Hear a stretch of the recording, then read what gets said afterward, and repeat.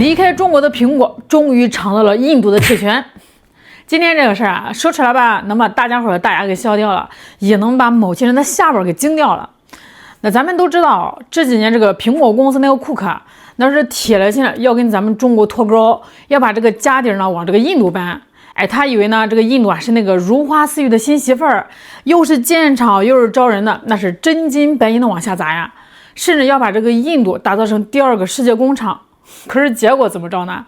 哎，这个厂子刚建起来，人刚培训好，印度政府脸一翻，直接甩出一张罚单，380亿美元，那折成人民币是2700多亿啊！好家伙啊！苹果在这个印度卖10年手机，估计都挣不回来这笔钱，这哪是招商引资呀？这分明就是关门打狗，是杀猪盘呀！今天啊，咱们就来扒一扒印度这招卸磨杀驴的绝活，哎，看看苹果这回是怎么被他的印度盟友给按在地上摩擦的。话说这个事儿啊，还得从一张天价罚单说起啊。前两天呢，这个印度那边传来消息，说是经过反垄断调查，准备给苹果开个罚单。那大家一开始以为啊，撑死也就罚个几千万，意思意思得了啊。毕竟苹果啊，现在是印度的座上宾，是莫迪老仙请来的财神爷。结果数字一出来啊，全世界都傻了呀，380亿美元，兄弟们，这是什么概念？有些小国家的年 GDP 都没这么多呀。那苹果估计也懵了啊，哎，我在印度1年才挣几个钢镚啊，你罚我380亿，你这是要把我的骨髓都抽出来呀？那有人就要问了，这个印度他凭啥罚这么多呀？难道这个苹果把印度的国库给偷了？嘿，你这就得佩服印度人的脑回路了啊，那是真的清奇。那这笔账是怎么算的呢？原来啊，这个印度还有个反垄断调查，说苹果的应用商店 App Store 搞垄断，强迫开发者用苹果的支付系统抽成30%，这叫苹果税。那这个事儿啊，在全世界都有争议的，在欧洲罚过，在韩国也闹过。但别的国家罚款都是按你在该国的营业额来算，比如说你在这个韩国挣了10亿，那我就罚你个3%，那也就是几千万。但是印度它不讲这一套啊，印度2024年刚修了那个竞争法，新规矩是特别的霸道，罚款不看你在印度的收入，看你在全球的营业额，这就叫流氓逻辑啊。那印度说了啊，我看你2022到2024这3年全球服务业真的挺多呀，平均下来10%的营业额刚好是380亿美元，拿来吧你。苹果一看这架势，直接就疯了呀。2025年11月26号，苹果是正式起诉了，交了545页的文件啊，核心意思就一句话：大哥，我在印度那点业务连个零头都算不上，你拿我全球收入开刀，你这是抢劫呀！结果印度那边啊怼得更快啊，12月1号就发声明，少废话啊，你这是拖延战术，在我们地盘就得按我们的规矩来。这一来一回，那是彻底撕破脸了。咱们得往回倒腾倒腾啊，看这个苹果它怎么一步步走进这个坑里的。前几年呢，美国政府啊不是一直嚷嚷着说要跟中国脱钩嘛？那库克也是没办法呀，虽然他知道中国供应链香，但是架不住政治压力大呀。于是呢，他就把这个目光投向了神奇的印度。那个时候那个剧本写的是多好啊！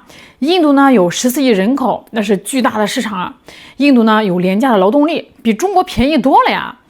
莫迪老仙还天天喊着印度制造，给各种优惠政策啊。于是乎，这苹果呢就带着富士康，带着塔塔集团，那是大兴土木。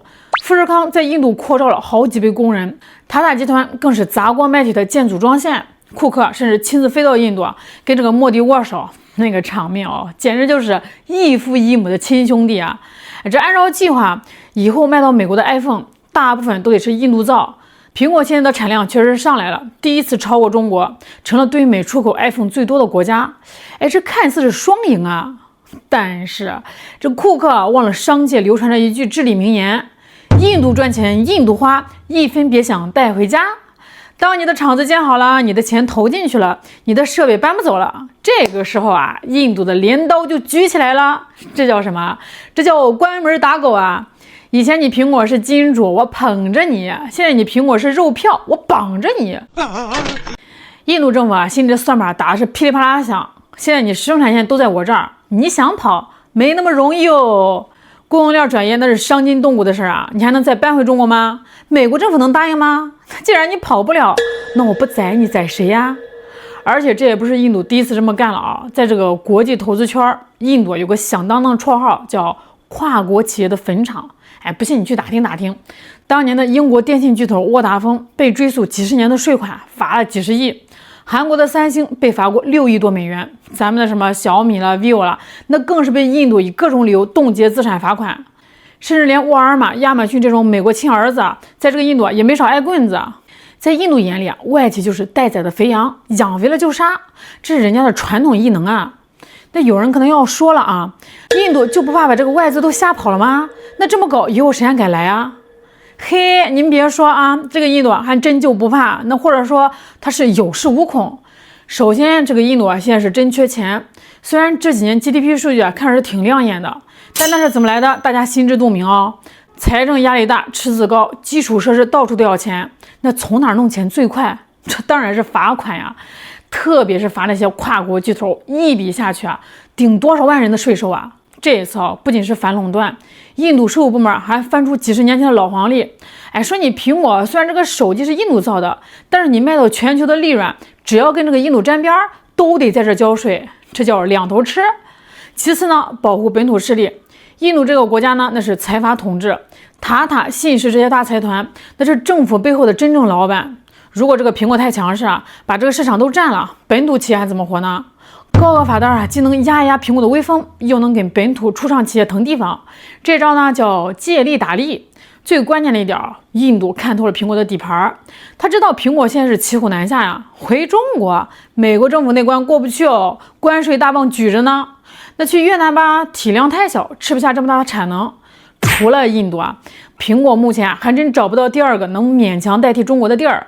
所以这个印度啊，就吃准了你啊！你不敢走，你也走不了。既然你是案板上的肉，那我想怎么切就怎么切。380亿呢是漫天要价，最后啊可能会落地还钱，但是这一刀苹果是挨定了。现在苹果在这个印度的日子啊，那叫一个苦啊！除了这天价罚单，这生产线上也是一地鸡毛啊。库克本来以为这个印度啊能像中国一样令行禁止，效率飞起，结果呢，他是跳进了一个泥潭。